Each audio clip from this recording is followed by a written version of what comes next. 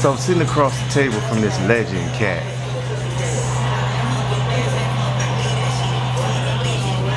I'm not even gonna take the honor away from him. Why don't you introduce yourself? Peace. I'll be the grand, incredible, the grand, invincible Gensu Dean. Gensu Dean, chopping it up. So that's a DJ moniker. You said Gensu, or you just lyrically, surgically striking at that?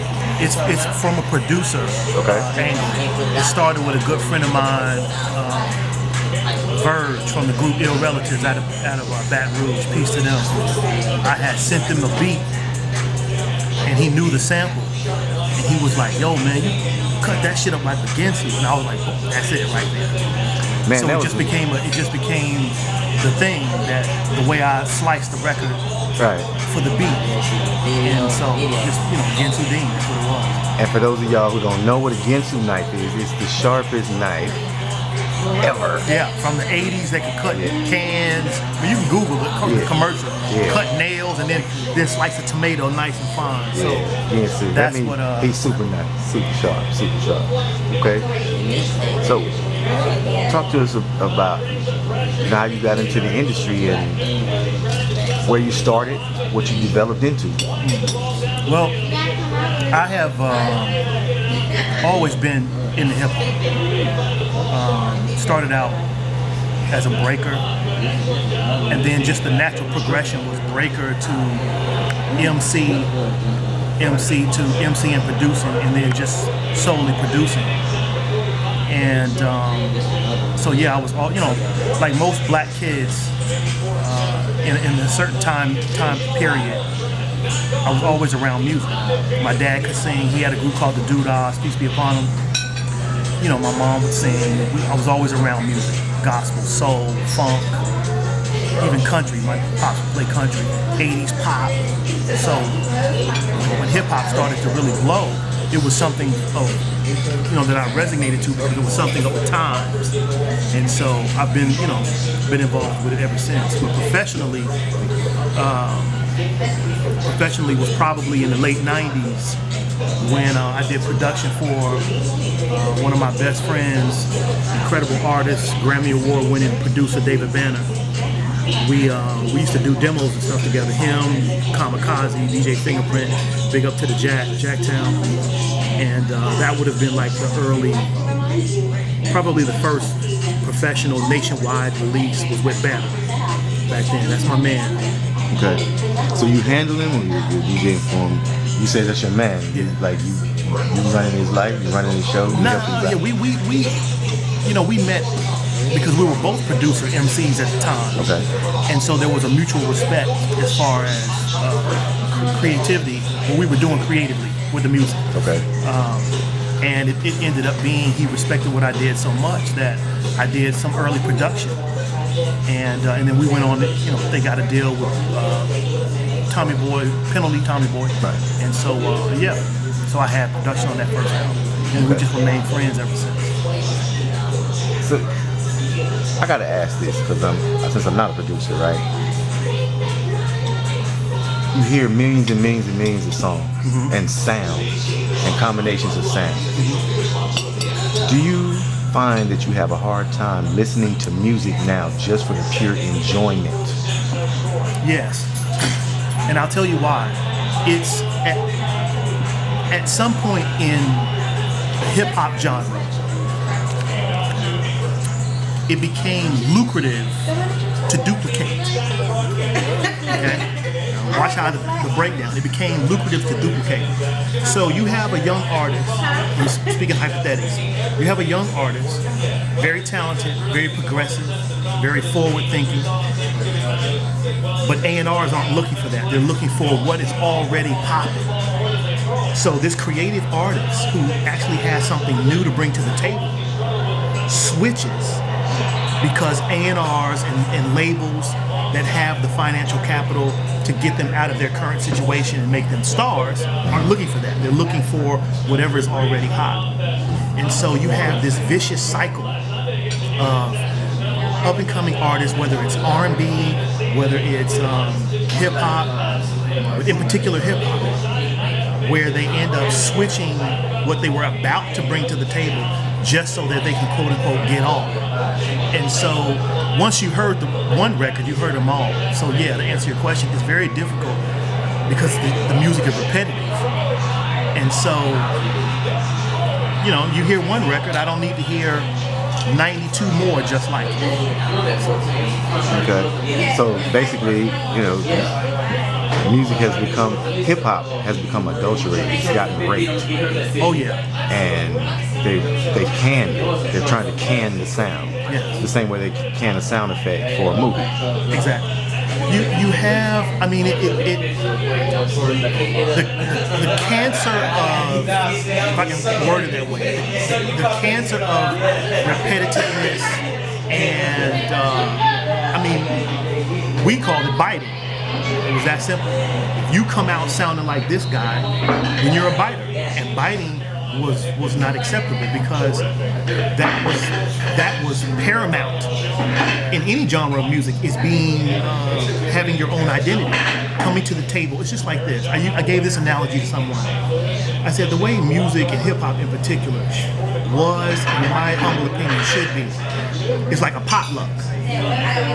If I know you're bringing mac and cheese, I look crazy showing up with mac and cheese. I need to show up with chicken. Someone else needs to show up with soda. Somebody needs to bring plates and eating utensils. That's what makes an effective potluck. And so, at some point, probably when hip hop started making lots and lots of money, it became everybody showing up to the potluck with fried chicken. So we end up with a dinner of fried chicken. But I don't want that. I want variety. Chicken has its place at the table, don't get me wrong. But we want a variety. A variety is what makes a great buffet. You go to an Asian buffet and all they have is chicken fried rice. But can we technically call it a buffet?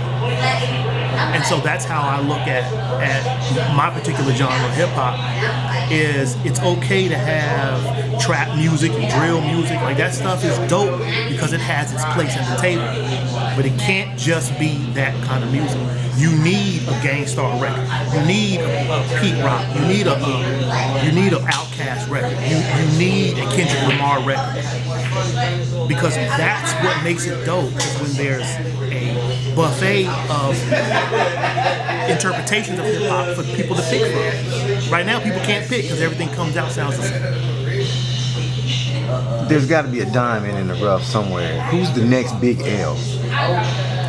There's a lot. There's a lot, and that's a very interesting question because there has been a resurgence of substance in the lyrics. Okay? You have people like Kendrick Lamar, like J. Cole, like Big Crit, Problem. Yes, like my brother Banner, his new album, The God Box, that y'all need to look out for, is a resurgence of content, like substance in the content. And so people are now saying, oh, it's okay for me to actually put some deep thought into how I structure these 16 bars.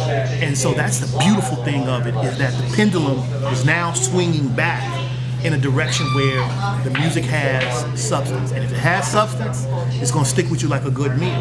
Right. You know? Right. So they need to start reconnecting with people where they are. Yes. I mean, because that's really where hip hop made its mark, is that we're people in the struggle, brothers and sisters in the struggle, moving in the same direction with the same freaking complaint and nobody was listening. So, you know, and then reality, because hip hop's the first reality show. Right. It's just only on audio. Exactly. You know what I mean? Exactly. And then the earlier videos, you know, Right. But it's a reality show saying, yo, we're being shot down in the street. We're being, you know, mistreated. We're having our programs taken away from school, et cetera. We're the bards. And let me chime in. Let me add on to your bill. When you say that it's the first reality show in audio format, you're exactly right. It's important to know that the origins of hip hop started in the early 70s. So when you have groups like James Brown, and James Brown is speaking on the social, economic, situation of people, in particular black people, and he's putting it on a record in a rhythmic pattern. That's rap. He even says in one of his records, rap, and then he starts going in. So even the term rap comes out of the 70s. Brother, let me rap to you for a second, and then you start talking what they call jive, but you're doing it in a rhythmic pattern. Like that's early freestyle, that's early rhyming. But usually it was about what was going on culturally, what was going on socially, what was going on economically of people that were in some sort of struggle. And so, to add, that's right on point. It was the early reality show and audio format of what was going on socially, culturally, economically, sometimes even spiritually. So the commercialization then of that message is where hip hop got weakened. I wouldn't really say weak. I would say because what we have to understand is that balance governs everything. Excuse me. And so hip hop being commercialized was necessary because it's a very powerful entity, and it wouldn't have gained the power that it has now had it not gone commercial. So it's like something that we study about. Double-edged sword. Exactly. Justice is a reward or a penalty. You see what I'm saying? Justice can be a reward or a penalty. So it's a double-edged sword. That pendulum swings in multiple directions. The seesaw just don't go up. It goes up and down and up and down. And that's what makes the balance. One person, when they're down, the other person is going to be up. So when I'm very apprehensive about terms like when we start talking about commercialism and stuff like that, because it has its place. It has its place. Now hip hop, governs the world, literally, in Asia, in what they call Africa, in Europe. I mean, literally all over the world, you can find what started in the Bronx, spread to Brooklyn, Queens, and so on and so forth. It's now all over the doggone world. It started nationally, LA, the Bay, Mississippi, Chicago, the Midwest in general, Florida. It started like that, spreading like that. But now, because of the commercialism, it's everywhere. So it has its place. Do you think Hurt had this in mind when he kicked off No. what we call hip hop? No. When Kool Herc, I think in 1963, in Cedric and Cedar in the Bronx, South Bronx, when he started playing them breaks, to my understanding, he was only playing one. Like, let me explain this to the viewers. A break is like the climactic part of the record. Donna, Donna, Donna, get down. And where it breaks down, that's the break. From my understanding, the brother Kool Herc, which we salute, was playing the climactic part of each record. Right. Okay. And then we have the first documented hip hop. The brothers like Bambaataa, we salute, and the cats that came under him like Flash, stuff like that, they were playing doubles of the break. So they would play boom boom boom boom. They would keep that going back and forth. So then the MCs would talk over that. Everybody throw your hands up. Kind of like go-go music, like pre-go-go, where the band would be rocking and the MC would be like, yo, what's up in the house tonight?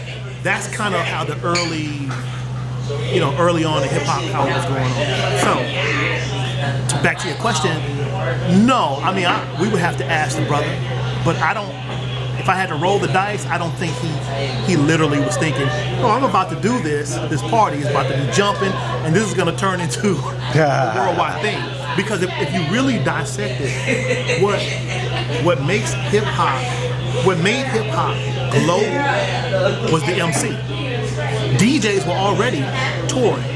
Hurt, Bam, Flash.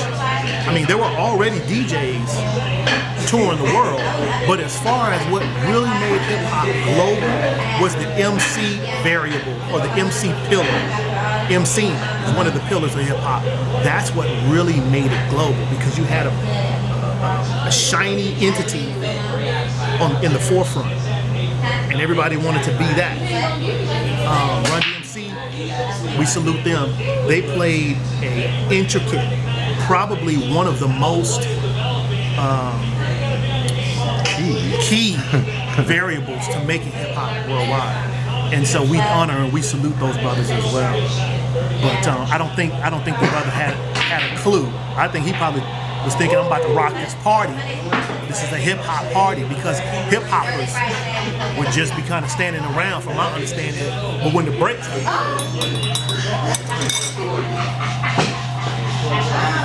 I was saying for it. I was ready to go like this for victory. it's good coffee. Man. So talk to me about the light on your hand, sir. You know, it's a little something. It's a jewel. For those who know. For those who don't, you got Google now. Word. Okay. So man, when we broke this last time, we were talking about the development of hip hop. Let's continue on that vein, because I think you were getting into something that was real serious about, especially when you touched on it being a global power and globally, it's a nation unto itself. Yes. It there's many facets of it that had its moment, had its day and time. In the early days, it was the DJ. It was all about the DJ. It was birthed out of the DJ. And the next evolution of influence was the MC or MCs.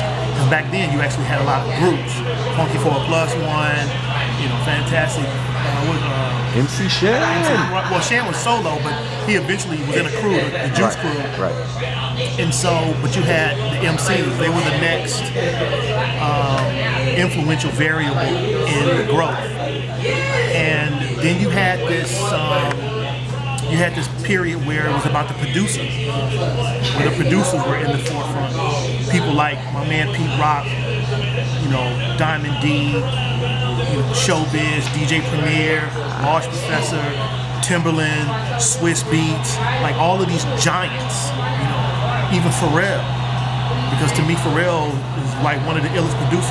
He's got some of the most crazy beats, and he brought a lot of impact to the game. Sir Jinx, Dre, West Coast. Beat Nuts. You know what I'm saying? The whole Hyro crew. Hyro, I think all of them make beats. All the Glyphics do. Yeah, I think all of them touch the drum machine or the keyboard or something. And so there was. I said all of those names. Salute them all. They're all giants and generals. But there is that was another stage where the producer was the influential, and then it just keeps kind of evolving. The MC was always very influential. People like Hove and all of these kind of people. Nas, peace. You still have these people that they're always going to be there, but hip hop just started to grow and grow and grow and grow, and so now you have this global power that affects everything from sports to commercials about cars. One commercial, they literally had like a remake of Black Sheep Flavor of the Month.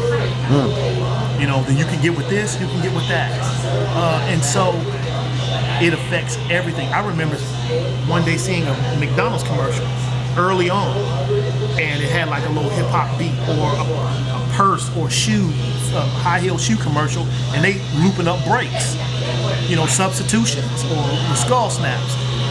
Excuse me, and it's just another indicator, another reality check that hip hop has grown to be the #1 influential music genre in the world, and it all started with some DJs in the Bronx playing the climactic part of a record. It's crazy. Right here in Atlanta, Gensu Dean chopping it up, hip hop. Right, Magazine, Indie Fresh, all that. All that. So, as we move into 2016, there have been some dynamic changes actually. You know how we used to, we looked at the Billboard charts and Insomniac and all that to say, okay, this is who's hot, right? But now the new reality, specifically for hip hop, for those who are smart, is the EDM. Yeah. Once you get an EDM remix, it used to be if you went to pop rhythmic, you Right. made it right on radio. But now if you get an EDM remix from Skrillex, Guetta, Deadmau5, whatever, that's a whole new level of success because now it's a global statement. So hip hop has really, and with dubstep starting in London in 2006, right? In the back bars, to now be such a key component in a lot of the hip hop joints that are coming out. Talk to me about that evolution, man. You know, that's first of all, let me talk about the beauty of that.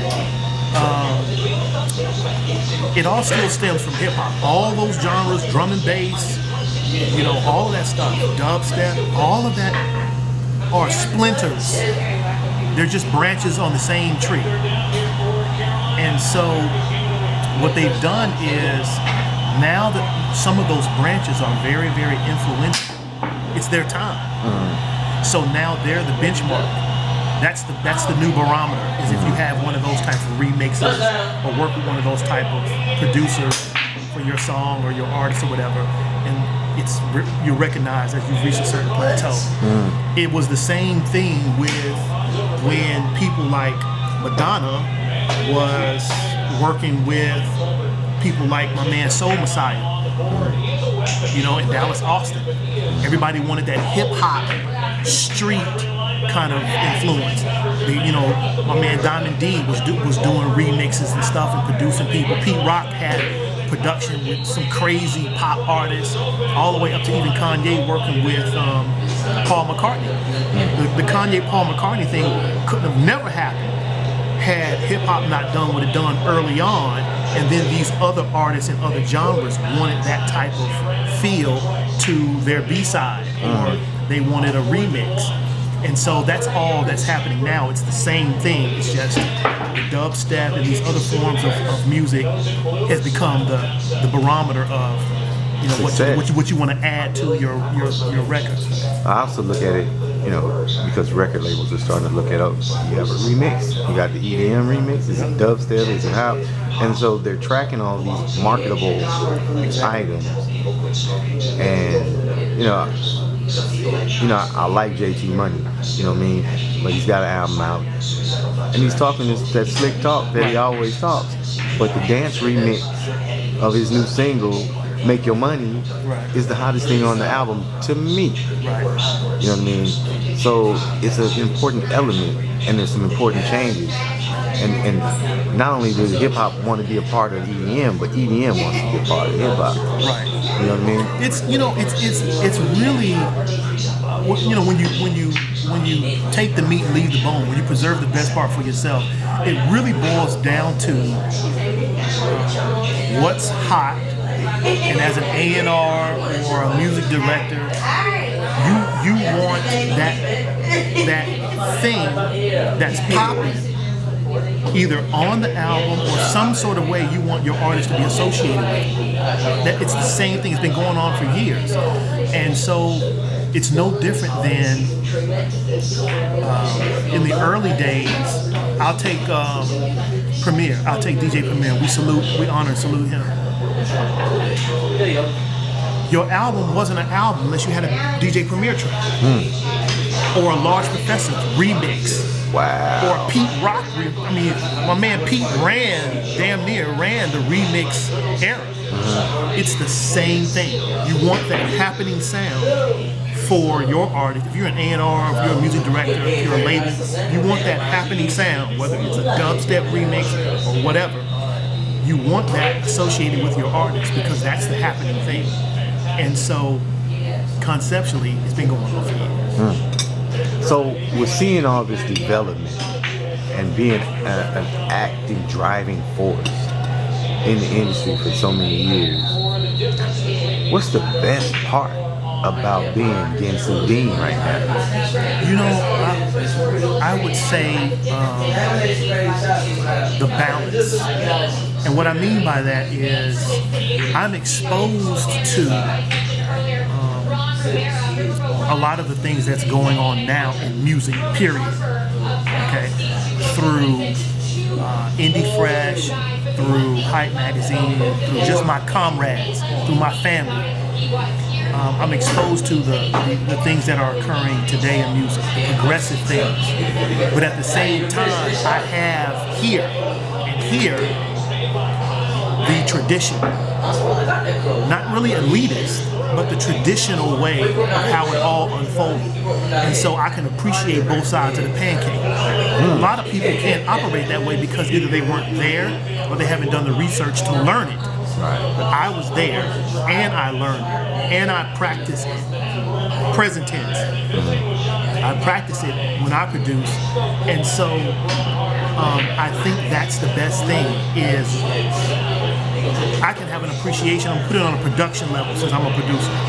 I can appreciate programs like Logic or Fruity Loops or Machine or Renaissance. I can appreciate and see the value in those type of production items.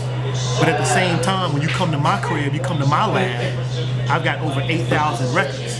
And that's not counting the 45, that's just the LPs. And so that to me is the beauty and I would say the blessing of being me, is being able to appreciate both sides of the pendulum. Okay. So in your creative process as a producer, let's highlight that, because let's get technical for a second. Okay. So as you're building a piece and you're contemplating not just the sounds, but the harmonic balance, the melodic balance, the overall dynamics, and you get, if you're making this is a custom beat for a specific person, so now you're taking into your knowledge of their timbre and use of intonation and et cetera, et cetera, et cetera. How do you start constructing that piece, let's say for David Bannon? Okay, that's a very good question. Let me say this before I answer that. Usually when I create, I don't have anybody in mind. Okay. Because I don't want, when I sit down to create, I don't want to do it with parameters. Wherever I create mood music, I create an experience.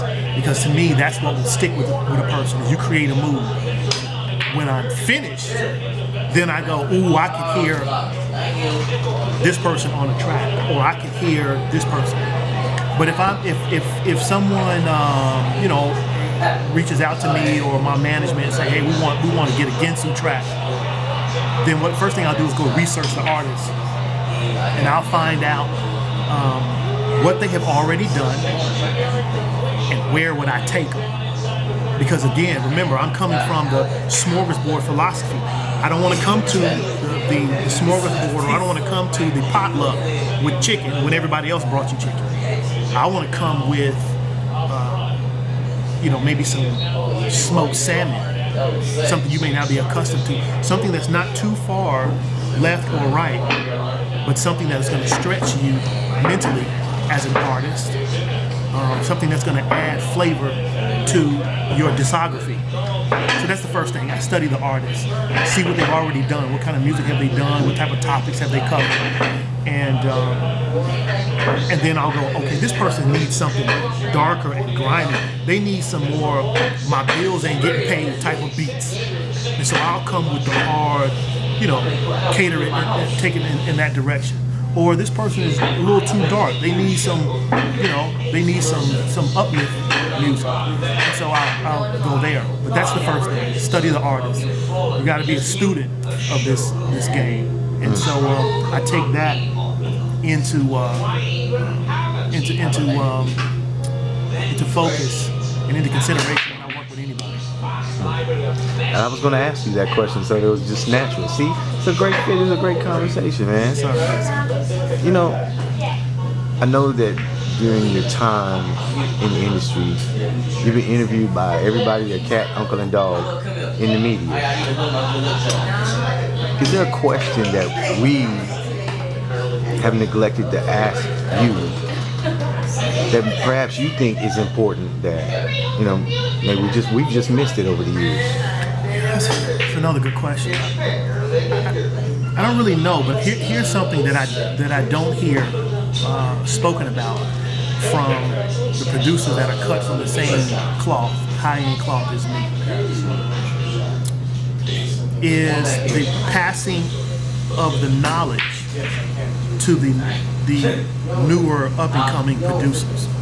There's a lot of complaining about the lack of knowledge. They don't know who Afrika Bambaataa is. They don't know who Kool Herc is. They don't even know who DJ 45 King is, or Marley Marl, who, if it had not been for the god Marley Marl, we would not even be sampling. He brought sampling to hip hop. People don't realize how powerful that is. He actually brought sampling to the table. Or somebody like the great Paul C, peace be upon him, Paul C, who may have single-handedly brought engineering's frame of thinking to production. Most producers or beat makers were just beat makers, but Paul C, because he was a musician and an engineer and a beat maker, he sat down to create. He brought an engineer frame of thinking to the table. And therefore, he was able to do different things with sampling using his experience as an engineer. So a lot of complaining about why these newer guys don't know about this kind of stuff. But here's what no one's talking about. Did you pass the knowledge on? In martial arts, it's taught that a sifu, or a master, or a teacher, when you find someone worthy and well qualified, then you pass that knowledge on. There's something that we study. The question is asked, what is the duty of a civilized person? And the answer, the duty of a civilized person is to teach he who established civilization. So the spirit of that question and answer is responsibility, obligation. And therefore, when you find somebody worthy with a sincere, pure heart, and man, you pass the knowledge on. And so you had this transition where these new producers, you can't blame them. If they sample from YouTube and they're not buying vinyl, damn, did anybody teach them? Did anybody teach them that, hey, you can get drums from these kind of records, or this record has dope sounds, or loops, or this is how you chop, this is how you disguise the sample, or like do like organized noise. They were really good at, salute those brothers, since we here in the A. Those brothers did a really good job of playing live instrumentation over the samples. My brother Banner was doing that stuff early on too in Mississippi. My man Soul Messiah was doing that as well. Was anybody passing this knowledge on to these newer cats? And so that would be. I hope I kind of answered the question. No one really asked me about that. That's the kind of stuff that I would talk about, and it's a reality check. It's an indictment for some of us that were around, and then the older guys than me that were there at the beginning, that were around when this stuff really started to pop. It's an indictment to, hey, pass the knowledge on. Too much damn complaining. Do your due diligence, and when you find a young producer, male or female, pass that knowledge on to them, so that even if they don't necessarily go out and buy a bunch of vinyl, that's cool. Because remember, I talked about balance, but at least they have the knowledge, so the knowledge isn't lost about the origins of beat culture and production. I do this, not to be long-winded, but I teach this seminar where I talk about the origins of sample-based music. And the last one I did was in Chicago at the SAE Institute, and the kids that were in the class, the demographic was varied. You had some females, you had some older, maybe 20s, late 30s, then you had some really younger kids.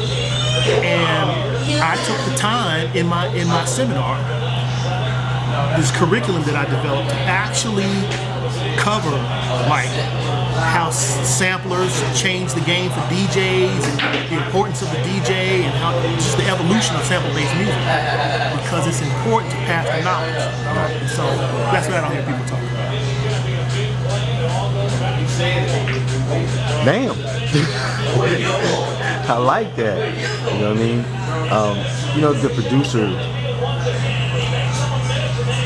is often talked about but really neglected in the media, because not many of us, and I include myself in those few, can talk about graphing out music and creating something that's sonically fulfilling. I call it sonically fulfilling because I wanted to hit on all boundaries, the old reviewers started with the bass line, and then they would work their way up through the harmonics, then they would go to the melodic, and that's how they would review a joint. You know what I mean?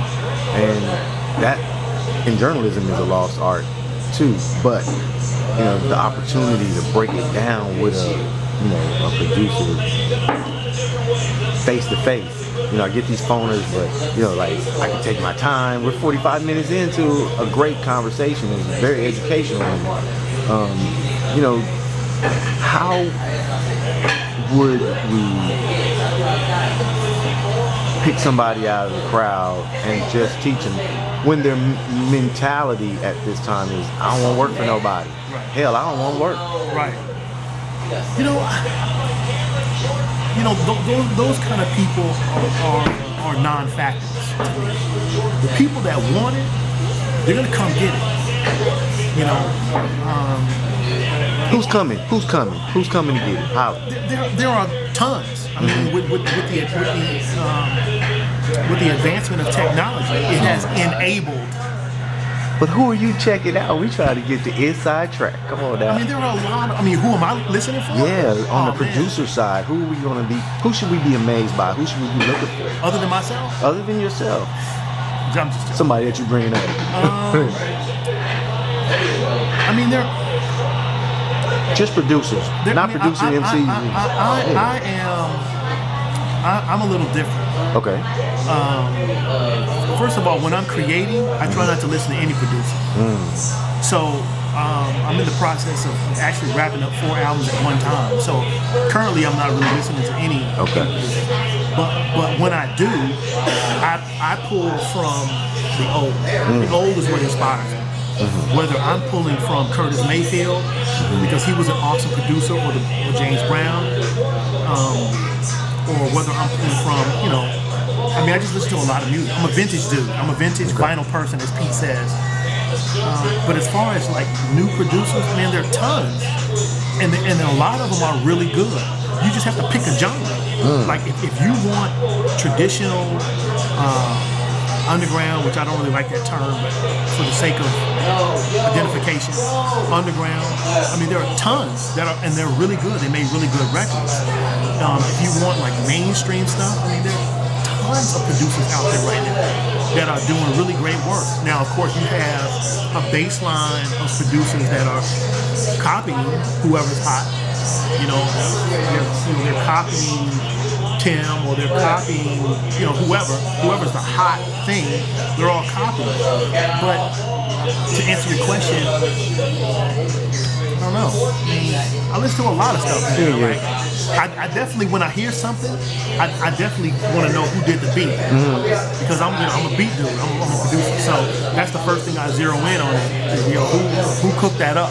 One of the things that I'm most pissed off about in the advancement, open, close, clear, no dang on liner notes. See, that drives me nuts. Yeah. The experience of listening to music has changed. See, that's that when we talk about that double-edged sword, that pendulum swinging in more one direction, justice being a reward or a penalty. That's a perfect example. Technology has advanced music and has created opportunity, but at the same time, it has sliced and diced the experience of music. Waiting in line for the store to open to go buy the record or go buy the CD. Playing the record or listening to the CD and reading the liner notes, reading the sample credits, the lyrics, reading the lyrics, trying to follow along, or buying a record or a CD because your favorite producer did one song on an album and you follow that producer, or buying a record because you see that Cold Chillin' logo or you see the Def Jam logo and it's going to be dope. And so with MP3s and all this, like that experience is like gone. It's like click. You know how much money I spent buying albums because one song was dope? and that was just part of the game. And you know? and waiting for the surprise on the B side. Exactly. And so, again, you know, the balance, it has its place. Yup. Because it has advanced the culture to to another level. But also it has robbed us of some things. Yeah. And so I really miss that. You know what I mean? I do too. There's probably a lot of, not to cut you off, I'm sorry, not to cut you off, but there's probably a lot of people. We're not some weird cave dwellers. Like, there are a lot of people that miss that experience, and that is why vinyl sales are up. Physical sales. I mean, even cassettes have made a comeback. Never thought I would see that. Yeah, cassettes have made a comeback, which in turn means tape players are gonna making a comeback, because people miss the experience of tangibility, tangibles, holding something. It actually having value, and so people want that value. That's a dope way to end this segment. Salute. Thank you. Hype Magazine, Indie Fresh.